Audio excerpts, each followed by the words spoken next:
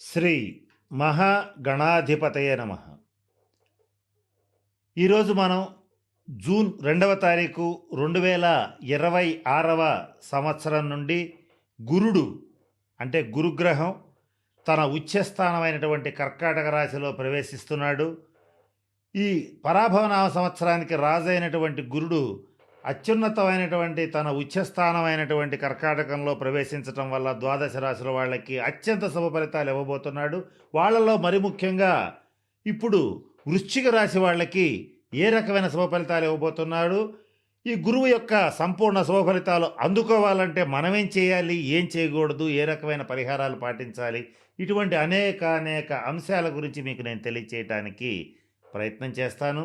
వీటితో పాటుగా ఒక చిన్న విషయాన్ని గమనించాలి. గత కొద్ది కాలంగా ఈ కాలసర్పదోషం అనేటువంటిది జరుగుతోంది. కరువులో అధిక మాసం అన్నట్టుగా జూన్ నెలలో అధిక మాసం కూడా వస్తుంది. వీటి వల్ల ఏమవుతుందంటే ఎక్కువగా చేసేటువంటి పనుల్లో సక్సెస్ రేట్ తక్కువ ఉంటుంది, శ్రమ చాలా ఎక్కువ ఉంటుంది, ఆశించినటువంటి ఫలితాలు రావు.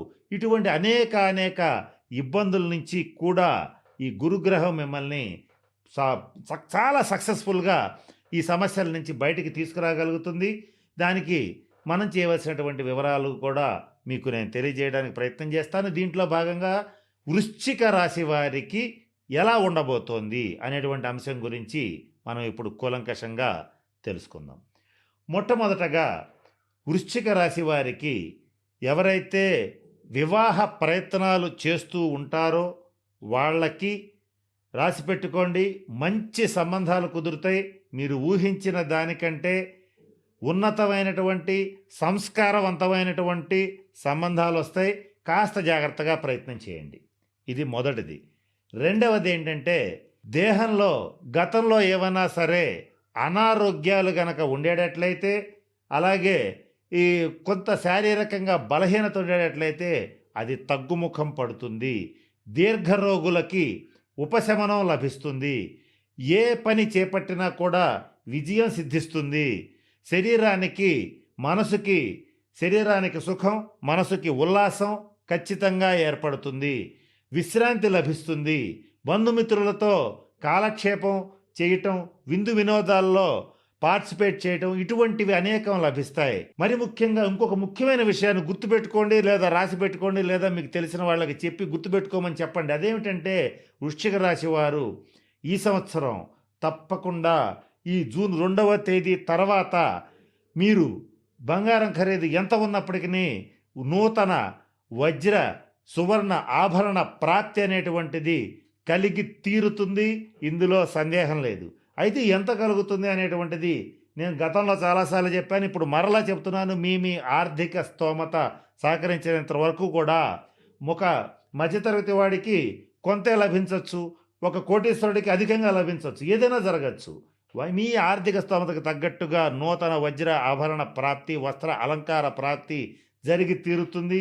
శరీరంలో ఒక రకమైనటువంటి తేజస్సు వృద్ధి చెందుతుంది. ఇక మరి ముఖ్యంగా ఈ వృశ్చిక రాశిలో ఉన్నటువంటి వారికి సోదరీమణుల రీత్యా అంటే అన్నదమ్ములు కానీ అక్క చెల్లెల రీత్యా కానీ సంపూర్ణ సహాయ సహకారాలు లభిస్తాయి.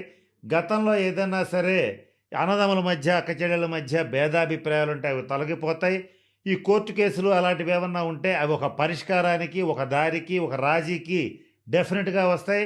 వాళ్ళ యొక్క సహకారం ఎంతో కొంత ఈ వృశ్చిక రాశి వాళ్ళకి లభిస్తుంది.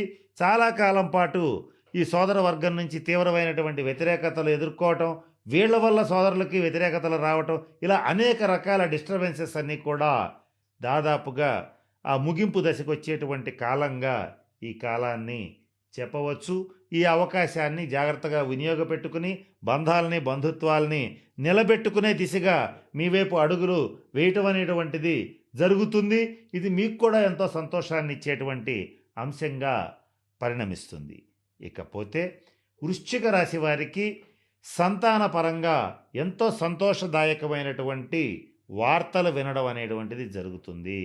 అంటే మీ సంతానంలో ఎవరికైనా సరే ఒకళ్ళ వివాహ ప్రయత్నం చేయాలనుకోండి, ఉదాహరణకి వాళ్ళకి ఆ వివాహ ప్రయత్నాలు సఫలీకృతం అవుతాయి, మంచి సంబంధాలు కుదురుతాయి, మంచి మీ యొక్క పేరు ప్రతిష్టలకి అనుకూలమైనటువంటి సంబంధాలు మీ దగ్గరికి రావటం అనేది మీకు సంతోషాన్ని ఇస్తుంది. అలాగే మరొక ఉదాహరణలో మీ సంతానంలో ఒకళ్ళని ఉద్యోగరీత్యా గానీ, వ్యాపార రీత్యా గానీ కొంత డబ్బులిచ్చి వ్యాపారం పెట్టించటం గానీ, ఉద్యోగంలో వాళ్ళు అభివృద్ధి చెందటానికి మీరు ఆర్థిక సాయం చేయటం గానీ, వాళ్ళు విదేశాలకు వెళ్ళే అవకాశం ఉంది గనక దానికి ఖర్చు పెట్టడం గానీ, దానికి బ్యాంక్ లోన్స్‌కెళ్ళటం గానీ, ఇలాంటివి ఏది చేసినా కూడా డెఫినిట్‌గా సక్సెస్ అయి తీరుతుంది. ఇందులో సందేహం లేదు. అటువంటి గ్రహస్థితి వృశ్చిక రాశి వారికి జూన్ 2 నుంచి రాబోతోంది. ఇంతవరకు బానే ఉంది. అయితే ఇక్కడ మనం గమనించవలసిన అంశం ఏంటంటే, అర్ధాష్టమ రాహు సంచారం అనేటువంటిది జరుగుతోంది. దీనివల్ల మీరు చేసేటువంటి పనుల్లో ఆటంకాలు కలగటం, ఒక్కొక్కసారి ఏమీ ఆలోచించకుండా ఇవి ఎంత చేసినా కూడా ఇక నా వల్ల కాదని కొన్ని మధ్యలో వదిలేయటం, ఎంత ప్రయత్నం చేసినా కూడా మీ చెయ్యి దాటిపోవటం, ఇటువంటివన్నీ కూడా గతంలో జరిగినాయి. వాటిని కూడా రద్దు చేస్తూ ఇంకా మాట్లాడితే వాటిని కూడా ఓవర్‌కమ్ చేసి అంటే అధిగమించి గురుడు మీకు శుభ ఫలితాలు ఇవ్వబోతున్నాడు. ఇది ముఖ్యంగా మీరు వృశ్చిక రాశి వాళ్ళందరూ కూడా గుర్తుపెట్టుకోవాల్సినటువంటి అంశం. మీ ధనస్థానాధిపతి అయినటువంటి గురుడు ఉచ్చ స్థానంలో ఉండడం వల్ల మీకున్నటువంటి అన్ని రుణాలు తీరతాయి. దానితో పాటుగా ఆర్థికంగా అభివృద్ధి పథంలో దూసుకు వెళ్ళగలుగుతారు.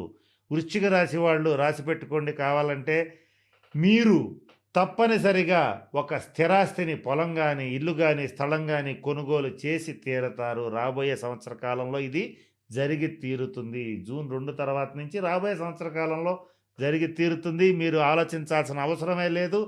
ఇది సొంతింటి కల ఖచ్చితంగా నెరవేరుతుంది. మీరు ధైర్యంగా ఉండవచ్చు. ఇది ఖచ్చితంగా జరుగుతుంది. ఇకపోతే వృశ్చిక రాశి వారికి నూతన వాహన ప్రాప్తి కలుగుతుంది. అంటే ఖచ్చితంగా ఒక వాహనాన్ని కూడా కొనుగోలు చేస్తారు. ఇప్పుడు నేను చెప్పిన అన్ని అంశాలు దాదాపుగా వాళ్ళ వ్యక్తిగత జన్మ జాతక రీత్యా జరుగుతున్నటువంటి దశాంతర దశల రీత్యా ఇవి ఖచ్చితంగా జరుగుతాయి. మీరు ఆలోచించాల్సిన అవసరం లేదు. చాలా ధైర్యంగా మంచి ఆత్మవిశ్వాసంతో ముందడుగు వేయవచ్చు. మరి ఇటువంటి పరిస్థితుల్లో వృశ్చిక రాశి వాళ్ళు కొన్ని పనులు చేయకూడదు, కొన్ని పరిహారాలు చెయ్యాలి. వాటిల్లో మొట్టమొదటిది చేయవలసిన పరిహారాలు చెప్తాను. అదేంటంటే, గురువు యొక్క అనుగ్రహాన్ని సంపాదించుకోవడం కోసం పసుపు రంగు వస్త్రాలను కానీ, తెల్లటి వస్త్రాలను కానీ ధరించండి. లేదా కనీసం పసుపు రంగు కర్చీఫ్‌నైనా దగ్గర పెట్టుకోవడానికి ప్రయత్నం చేయండి.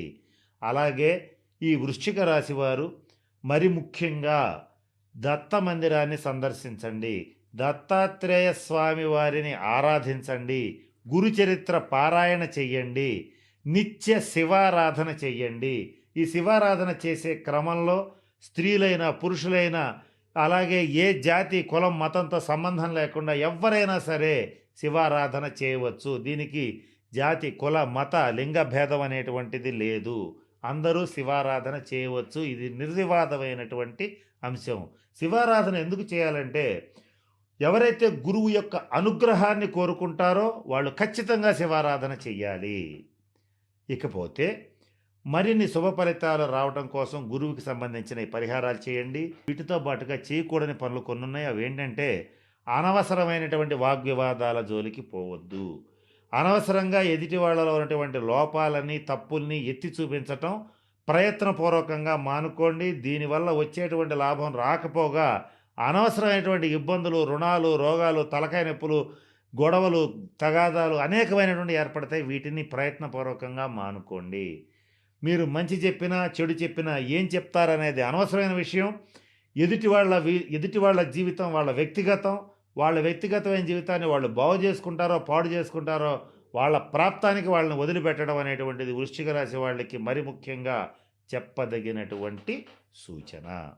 కనుక నేను చెప్పినటువంటి అన్ని విషయాలని పరిశీలించి కాస్త దృష్టిలో పెట్టుకుని వృశ్చిక రాశి వాళ్ళు తగిన శాంతి పరిహార క్రియల్ని పాటించి అష్టైశ్వర్యాలతో భోగభాగ్యాలతో ఉండాలని మనస్ఫూర్తిగా పరమేశ్వరుని ప్రార్థిస్తూ సెలవు తీసుకుంటున్నాను. స్వస్తి.